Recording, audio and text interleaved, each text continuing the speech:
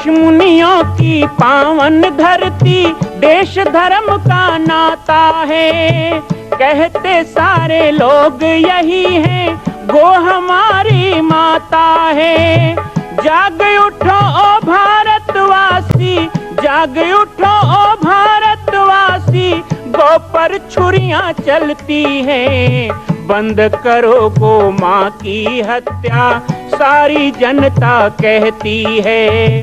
बंद करो गो माँ की हत्या, सारी जनता कहती है।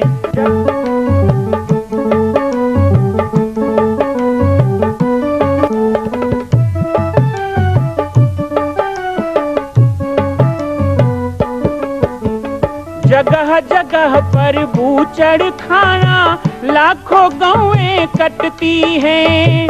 किसे सुनाए व्यथा हमारी, नैना नीर बहाती हैं। रक्षा करना गौ माता की, रक्षा करना गौ माता की, गीता ज्ञान सिखाती है। बंद करो गो माँ की हत्या, सारी जनता कहती है। बंद करो गो माँ की हत्या, सारी जनता कहती है।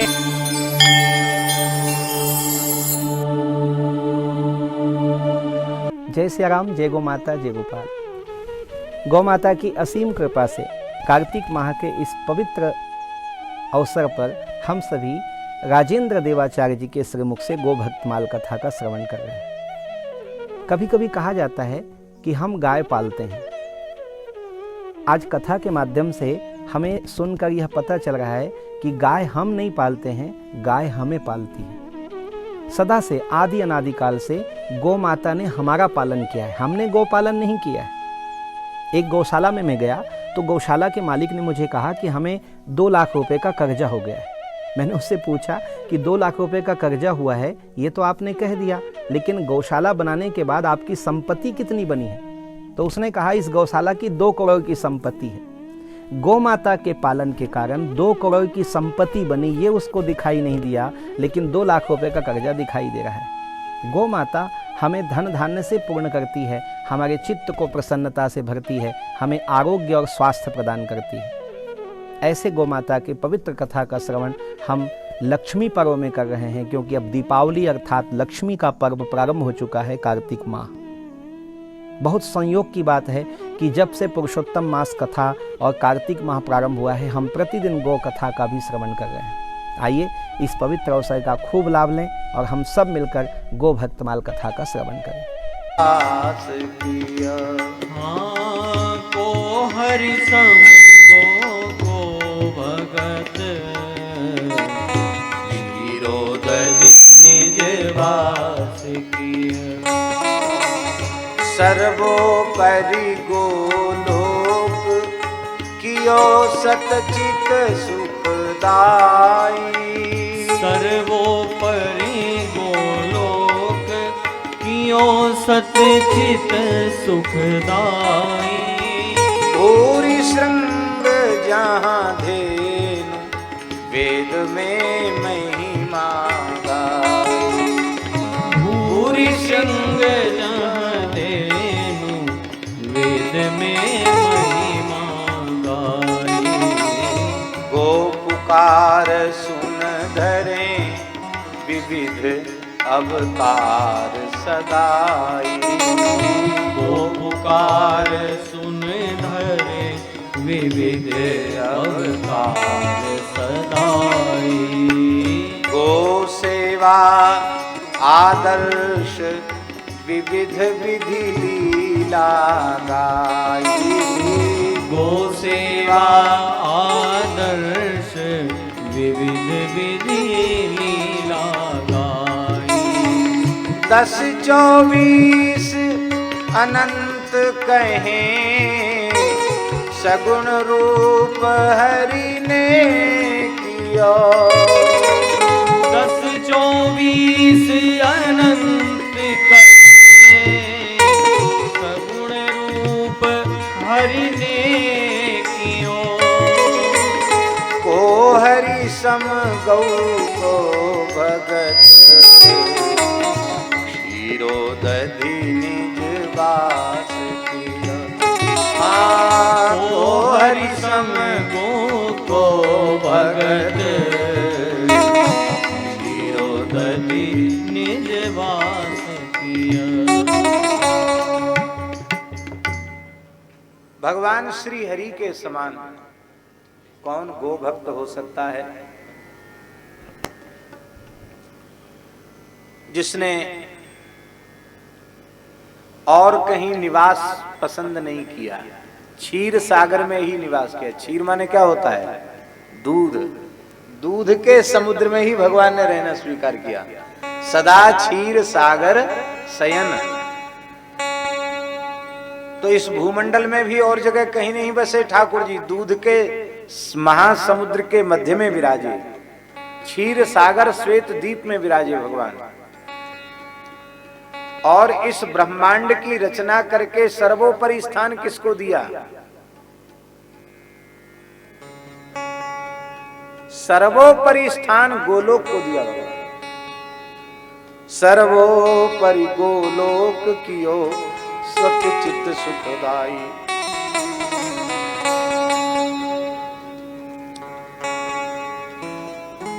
अपने निज लोक को अपने नाम से नहीं भगवान ने रखा, गाय के नाम से लोक का नाम रखा, गौलोक। उस लोक की का अधिष्ठाता गाय को बनाया, स्वामिनी गाय हुई और सेवक भगवान हुए। इसलिए ऋग्वेद में यत्र गावो भूरि श्रृंगाः आयासः कह करके गोलोक का वर्णन किया गया है। जहां बड़े बड़े विशाल श्रृंग वाली गायें निवास करती हैं, वो भगवान का नित्य धाम है। भगवान के जितने भी अवतार होते हैं वो बिना गाय की करुण पुकार के नहीं होते हैं। यह पृथ्वी जब जब गौ माता का स्वरूप धारण करके करुणा भरी पुकार से भगवान को टेरती है, पुकारती है, तब तब भगवान धरती पर आते हैं और यहाँ आकर गो सेवा के आदर्श को भगवान प्रकट करते हैं, अनेक लीलाएं करते हैं। चाहे दशावतार हो उसके मूल में भी गाय है, चाहे 24 अवतार हो उनके मूल में भी गाय है, अथवा भगवान के जितने भी अनंत अवतार हैं वे सब गाय के लिए हैं। कल या परसों हमने चर्चा की थी, भक्ति काल में भी अनेक विग्रहों के प्राकट्य के पीछे गाय की चर्चा छिपी हुई है। चाहे श्रीनाथ जी हों, चाहे गोविंद देव जी हों, अनेक शिवालयों के संबंध में भी तो वहां गाय अपना दूध झार देती थी, दूध गिर जाता था, पर उनको खोदा गया, वहां से स्वयंभू शिवलिंग प्रकट हुआ, वहां से भगवान विष्णु का विग्रह प्रकट हुआ, अथवा अमुक देवी प्रकट हुई।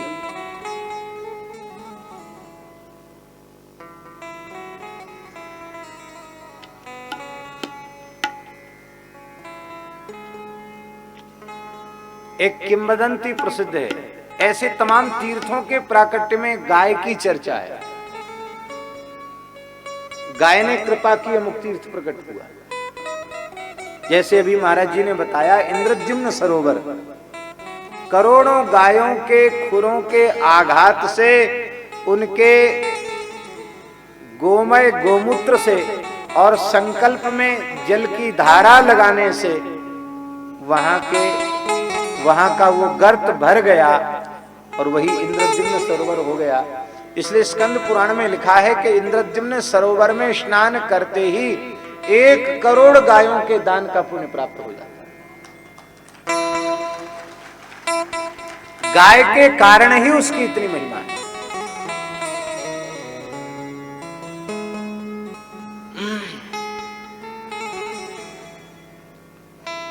उधर में ओरछा क्षेत्र में एक जंगल में एक स्थान है, वहां एक छोटा सा गड्ढा, उसमें पानी भरा रहता है। अछरू माता कहते हैं लोग उसको। महाराज जी को भी शायद हम ले गए, आप गए थे? तो बताया जाता है सैकड़ों वर्ष पहले घोर अकाल पड़ा था और एक गो सेवक ग्वारिया, वहां की भाषा में कहते बरेदी, एक बरेदी गोपालक गायों के झुंड को लेकर के आया और उस क्षेत्र में अकाल का प्रभाव सब जगह था, एक एक बूंद पानी के लिए तरस रहे थे। तो प्यास के कारण कुछ गायें मूर्छित होकर वहां गिर गई। तो ग्वारिया को बहुत रोष आया धरती पर कि गैया मर रही है और तू पानी नहीं देती है। तो गैया चराने के लिए जो लठ लेकर के रखता ना ग्वारिया, बहुत ध्यान से सुनो, आप लोग भी गोपालक हो, गोपालक को हाथ में लठ रखना चाहिए। किसके लिए? गायों के लिए। इसलिए ग्वारिया के हाथ में जो लाठी होती है उसको गोरक्षक कहा जाता। क्या कहा जाता? वो लाठी नहीं है, वो क्या है? गोरक्षक।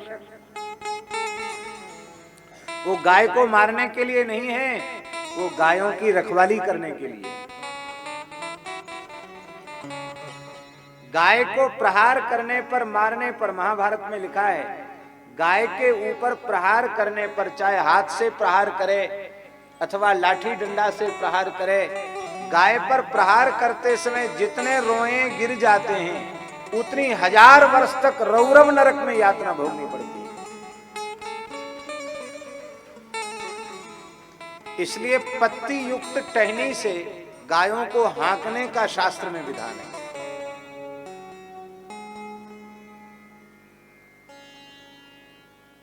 मोर पंख से हाँकने का विधान है।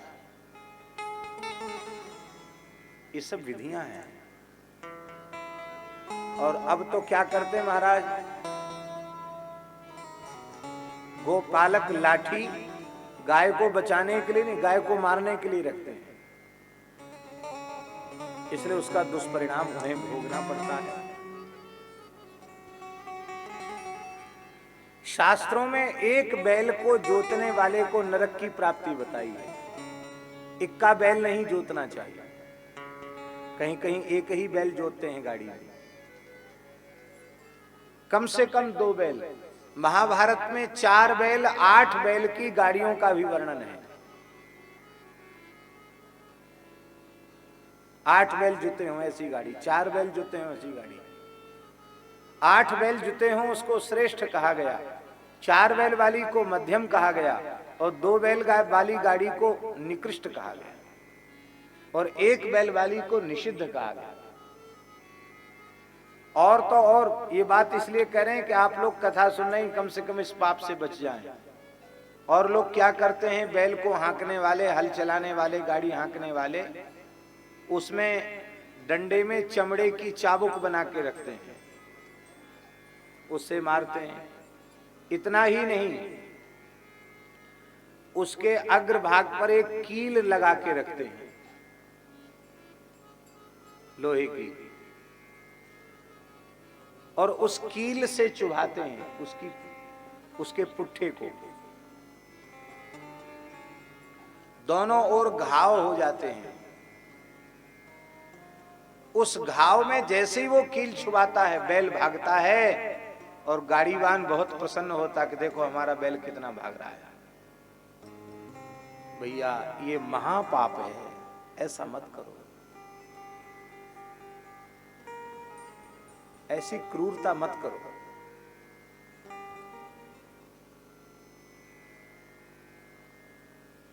वृषभ साक्षात धर्म का स्वरूप है। बैल पर अत्याचार मत करो।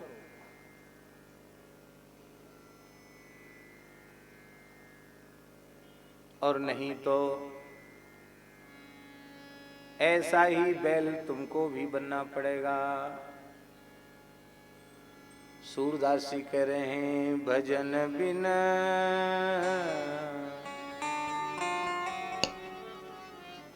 भजन बिन बैल बिराने हुई हो, बैल बिराने हुई हो, भजन बिन बैल बिराने। भजन नहीं करोगे, ऐसा ही बैल बनना पड़ेगा। गो अपराध इतना भयंकर है कि ब्रह्मा जी को भी गो अपराध करने के कारण जन्मांध के रूप में नर योनि में जन्म लेना पड़ता है। कल हमने चर्चा की थी, ब्रह्मा जी का अवतार नाभा गोस्वामी जी के रूप में, नारायण। इसलिए भगवान के जितने अवतार हैं सबके मूल में गाय कहीं न कहीं जुड़ी हुई है। जितने तीर्थ हैं उनके प्राकट्य के प्रसंग में कहीं न कहीं गाय जुड़ी हुई है। तो जो हम चर्चा कर रहे थे कि वो ग्वारिया रुष्ट हुआ और उसने धरती को रोष पूर्वक कहा, डंडा पटक करके, कि गैया प्यासी मर रही है और तो ये दया नहीं आती, कैसी माता है। जैसे ही लाठी का प्रहार किया, कहते उसकी लाठी धरती फोड़ के पाताल चली गई, लौट के निकली ही नहीं धरती, वो लाठी नहीं निकली बाहर, और वहां से जल प्रकट हो गया। और वो जल भयंकर से भयंकर अकाल में भी उतना ही रहता है। और फिर कहते उसमें हजारों गायों ने वहां पानी पी करके अपनी प्यास बुझाई। ये भी वर्णन मिलता है कि उस किसी काल में वहां से जलधारा निकली थी, उससे पूरे क्षेत्र में सुभिक्ष हुआ था। फिर किसी अपवित्र व्यक्ति ने स्पर्श कर दिया, तब से जल की धार बहना बंद हो गई। अशुचि अवस्था में किसी स्त्री ने उसको छू लिया था, इस कारण से वो जल बहना वहां से बंद हो गया। स्थान अभी भी ये लोग वहां जाके प्रणाम करते हैं, बड़ा भारी मेला होता है और उसमें से कुछ निकलता भी है। कभी फल निकल आता है, कभी कुछ कोयला निकल आता है, कभी जौ निकल आता है, किसी को लौंग निकल आती, किसी को इलायची निकल आती, वही सब डालते हैं, वो सब निकल आता है उसमें। और ऐसी भी किंवदंती प्रसिद्ध है कि वहां किसी महात्मा ने अपनी लकुट डाली थी, और जब लकुट उसने यहां डाली तो लकुट भीतर चली गई, निकली नहीं बाहर। उसने अपना डंडा महात्मा ने डाला, बाहर नहीं निकला। और वो कुंभ स्नान करने, माघ पूर्णिमा का स्नान करने प्रयागराज गया, तो त्रिवेणी में गोता लगा रहा था तो उसकी लकुट बाहर निकल आई। कहाँ प्रयाग है, कहाँ वो जगह है। इसका मतलब नीचे नीचे से प्रयाग तक उसका संबंध है। तो उसके मूल में गाय का प्रसंग जुड़ा हुआ है।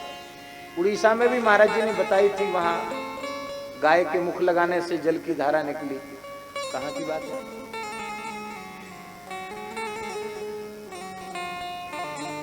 जी। तो ऐसे अनेक हमारे भारतवर्ष के तीर्थ हैं जिनके इतिहास गाय से जुड़े हुए हैं।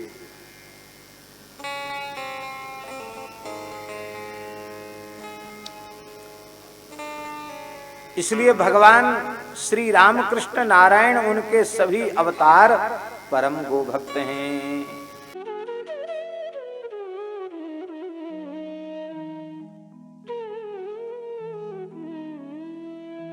पूज्य श्री जगत गुरु द्वाराचार्य राजेंद्र देवाचार्य जी के द्वारा गौ माता की महिमा के साथ साथ उस धन के बारे में बताया जा रहा है जिसे हम गोधन कहते हैं।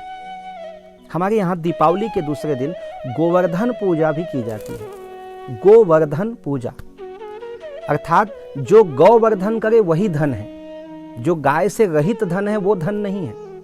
आज गोबर खाद नहीं है, गौ माता का आसरा नहीं है, गोमूत्र का छिड़काव नहीं है, दूध दही घी का सेवन नहीं है, और हम धन बना रहे हैं, शरीर बना रहे हैं, सेहत बना रहे हैं, वो व्यर्थ है। जो पंचगव्य शोधित धन है, जो पंचगव्य के द्वारा मिला हुआ धान्य है, वही हमारा धन और धान्य कहला सकता है, और वही हमें सुख शांति और आरोग्य प्रदान कर सकता है। आइए संकल्प लें इस कथा के माध्यम से।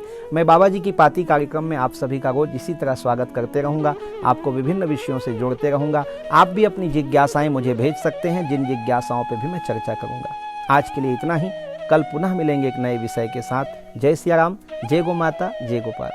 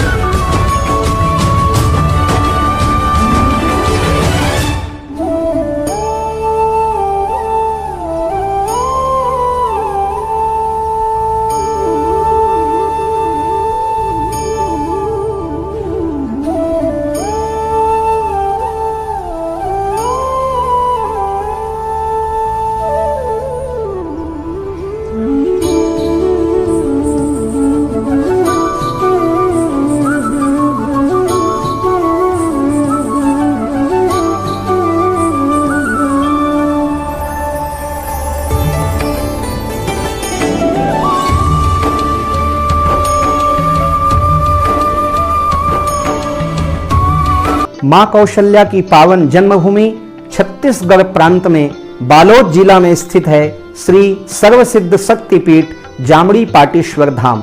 परम पूज्य सद्गुरुदेव राजयोगी बाबा जी की तपस्थली श्री पाटेश्वर धाम और विश्व के अद्वितीय मां कौशल्या जन्मभूमि मंदिर निर्माण का दर्शन करने और इसी प्रकार समसामयिक विषयों पर अपना ज्ञान वर्धन करने के लिए और 10,000 गायों के लिए बनने वाले श्री हनुमान नंदीशाला गो अभ्यारण्य का समाचार प्राप्त करने के लिए आप सभी देखते रहें YouTube चैनल पर राम बालक दास, और हमारे चैनल को आप सभी सब्सक्राइब करें, घंटी का बटन दबाएं ताकि आप सूचनाओं से जुड़े रह सकें। जय श्री राम, जय गौ माता, जय गोपाल।